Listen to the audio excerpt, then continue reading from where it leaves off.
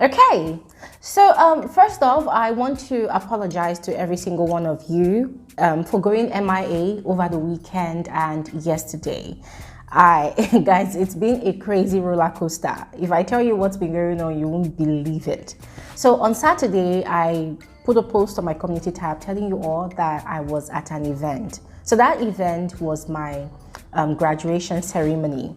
If you recall, I had mentioned that I did a professional course with a university here in Nigeria, and the graduation ceremony was on Saturday. So I had attended, and it was inside the hall that I started feeling feverish. Yes, it was not even funny at all. I couldn't even stand. I couldn't even take pictures of myself with my graduation cape. It was that bad, guys. It became worse because that night it went from 0 to 100, and ever since Saturday afternoon I've been sick. I was admitted in the hospital on Sunday, got out Monday again. Yesterday I went back to the hospital. As I'm talking to you guys right now, I'm still on medication, and yesterday I couldn't even talk, but thank God I can talk because there's a lot to talk about on this video. So please accept my sincerest apologies for going MIA. Now moving on to the crux of the matter of this video, guys. I got off my sick bed, and the first news I stumbled on the internet was Femi Falana's response to Kemi's allegations against Sylvester Oromoni. Guys, Put simply, the law firm has actually filed a petition against Kemi Olunloyo based on the false allegations that she made against the late child. There's a letter to this. Let me read it out. So this is what it says. It says that Falana and Falana's chambers has asked the Lagos State Police Command to invite blogger Kemi Olunloyo to explain a reckless allegation she made against the late 12-year-old student of Dowen College, Sylvester Oromoni. Now, guys, what really cracked me up was where they called her a blogger, because this woman is constantly talking about being a certified or seasoned investigative journalist, and then you ask yourself, like, where were you trained?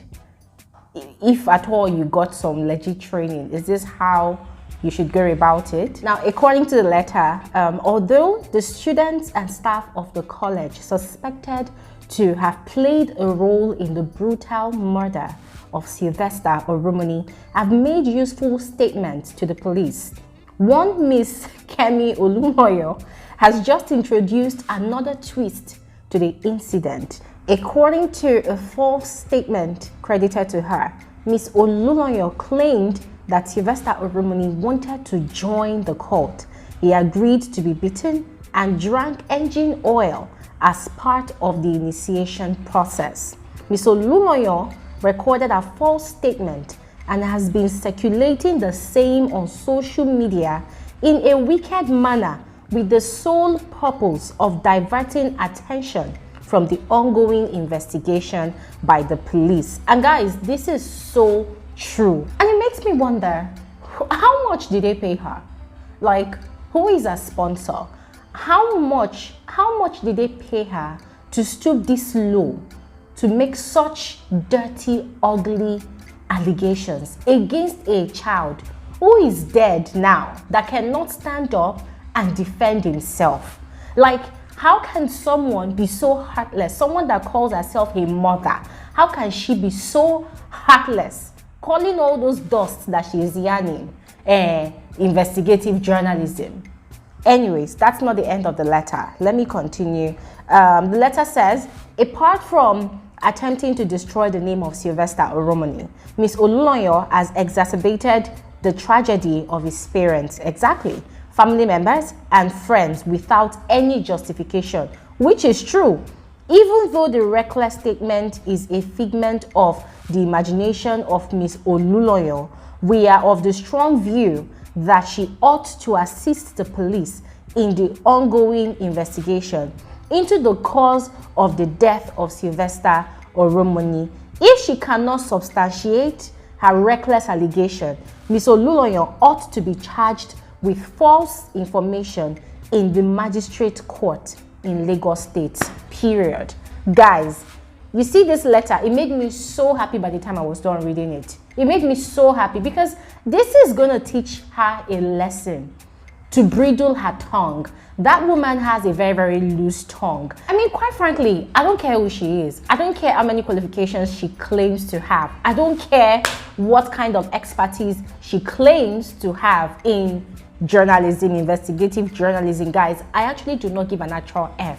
What we're dealing with here is the loss of a child under very, very tragic and brutal circumstances. So what's happening right now, investigation is ongoing, and then someone is coming out to come and claim that the child actually agreed to all of that brutality just to join a cult group.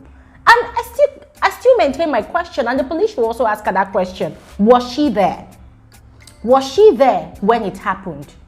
Was she there when Sylvester agreed that, okay, yes, so I want to join this cult group, so beat me, do whatever you want? And it's really, really sad because this is someone that claims to be an investigative journalist. But then how did she miss the part where some of Sylvester's roommates, they've come out to confess and reveal that they were actually in the room when all of these things happened? So all the explanation they gave as to that particular event, nothing points to the fact that Sylvester was in agreement with the beating. Nothing points to the fact that all of that beating up that they gave to Sylvester was consensual. So how did she miss that? And she calls herself an investigative journalist. And then, as if this woman is seriously working extra harder than the devil, as if she's really, really doing overtime job, more than the devil itself. She still came out on Twitter to boastfully tweet that, oh, I have a lot of shocking things coming. Falana, let me do my work, do yours. Human left clout lawyer. Guys, I just hope that the law is very, very fast in this regard. Let them quickly arraign her.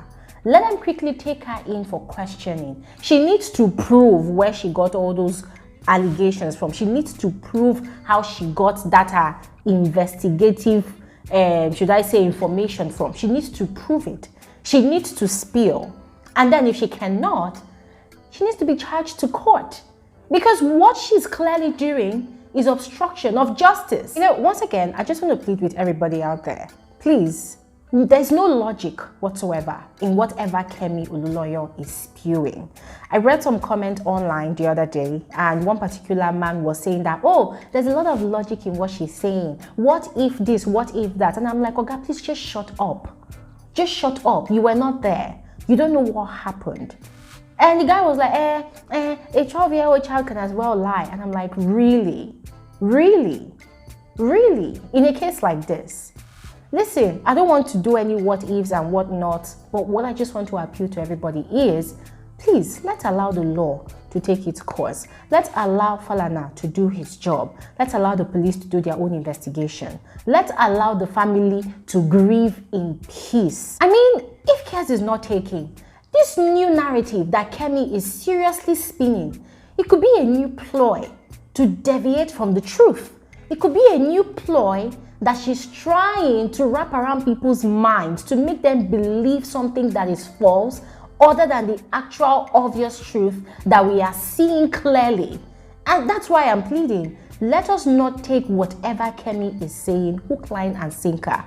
Kemi has proven that there's probably something wrong with her. Honestly, guys, I don't know what it is, but all the signs that she has been displaying left, right, and center, it's very, very obvious that she's actually not really stable. So I'm not saying we should ignore her, because people like that, when you ignore them, you don't even know the amount of danger they can actually cause. Yes, but clamp down on whatever she's saying and allow the law to take its original course. Allow the Falana chambers to do their job. Allow the police to do their job, so that at the end of the day, justice will prevail for Sylvester Oromoni. That's it, guys. I'll leave it all to you guys to drop your own contributions in the comment section below, as I'll see you all on another episode of Frankly Speaking with Glory Elijah. Have an amazing day. Bye.